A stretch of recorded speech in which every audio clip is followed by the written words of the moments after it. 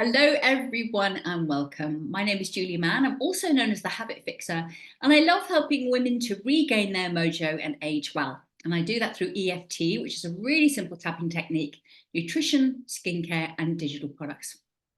Today, my guest is a divorce coach.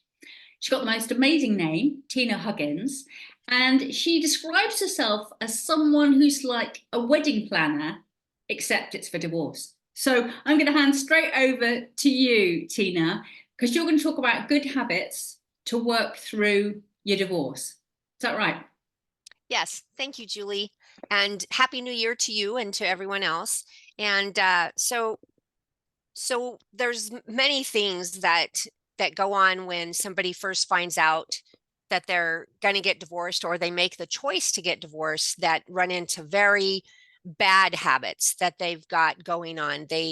Their thinking process, they think that they have to fight to save everything, and they have many thoughts that run through their head that are just bad habits. And so something when it comes to that, most of my clients have been in abusive situations because I work in high conflict, and they think that because their soon to be ex starts to make them feel pushed into a corner, that they have to fight because now they're feeling like the caged lion.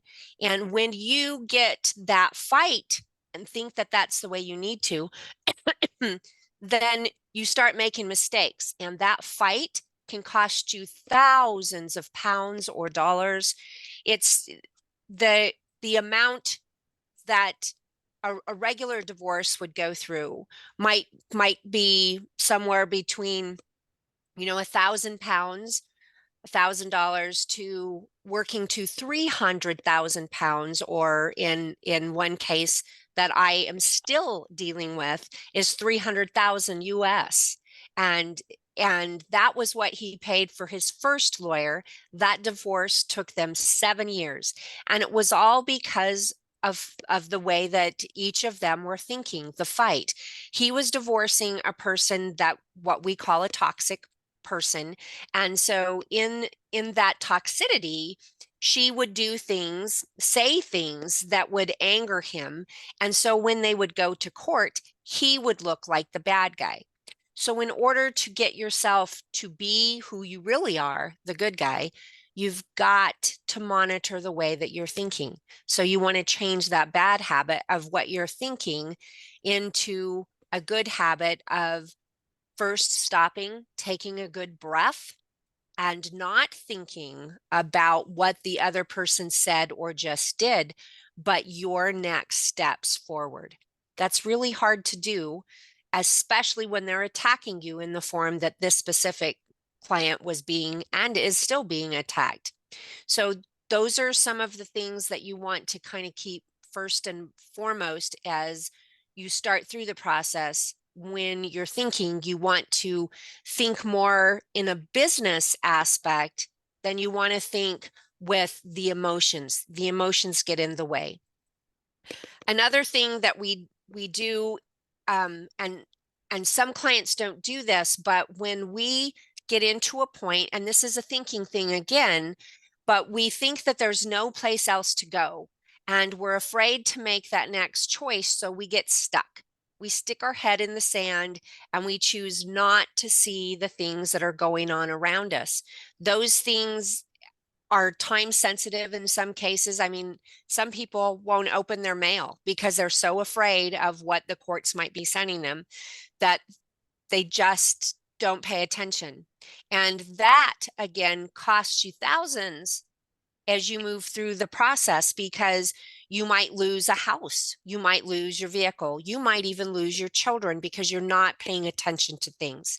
So again, here it's let's get this done and let's put the blocks where they need to be, because if we let the blocks lay all over the place, then they're just going to stay a mess and cause problems.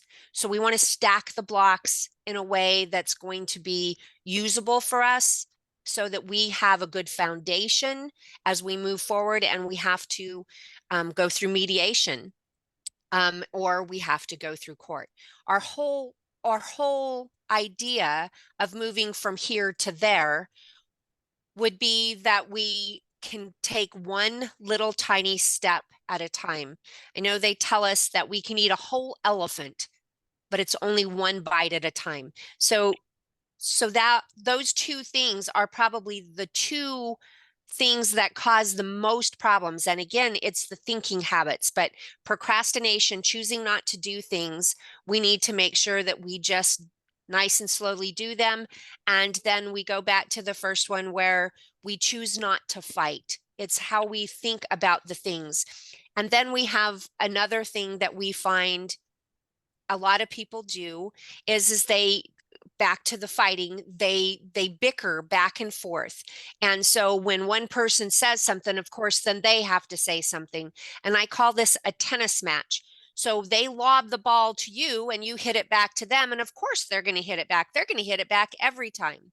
They don't care what you say. They don't care how hard you lob that ball. They don't care at all. All they care about is lobbing it back to you. So when they lob it to you, when that ball hits in your court, leave it. Don't respond. If there is absolutely no reason to respond, if it's not about the kids or something that needs to be addressed, and usually at this point with the fighting, it usually goes from lawyer to or solicitor to solicitor, lawyer to lawyer.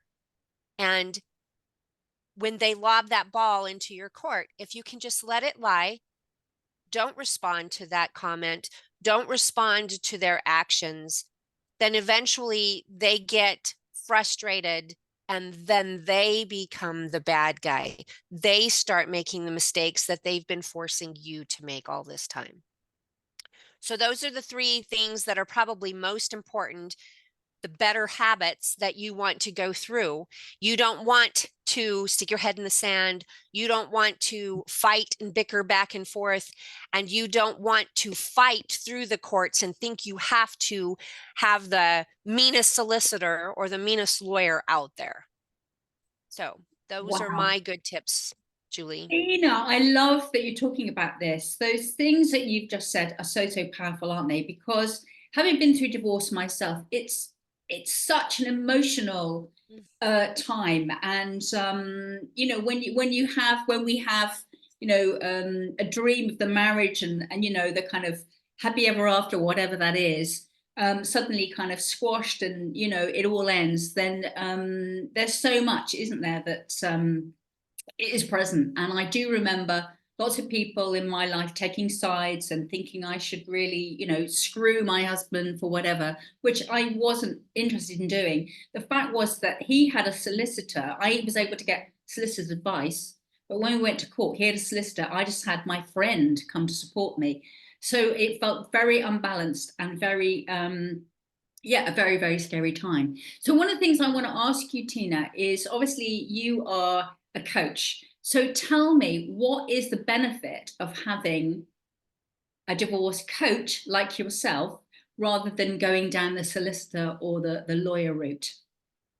Well, I generally, especially with the clients that I work with, I generally work with solicitors because in the case with a client that has been abused in some form or any type of abuse, they need to have some solicitor's advice. Like you got a solicitor's advice. A lot of times that's all you really need is a solicitor in the background to help you with that advice. And in some cases, you need the solicitor to stand between you and your soon to be ex to protect you legally. The reasons that you would want to use a coach are because I'm able to help you foresee problems that are coming up and get you prepared for those problems. But mostly, I help you protect your own pocketbook. So when you go to the solicitor and you have all these emotions, you talk to the solicitor for maybe an hour, maybe even 2 hours, when really all of the meat and potatoes of what your conversation is would only take you 20 minutes. So if we can cut off that extra 30 minutes or extra hour out of there, that's a lot of money because solicitors charge by an increments of an hour. And I personally charge a flat rate. And then my clients can come talk to me anytime that they need to.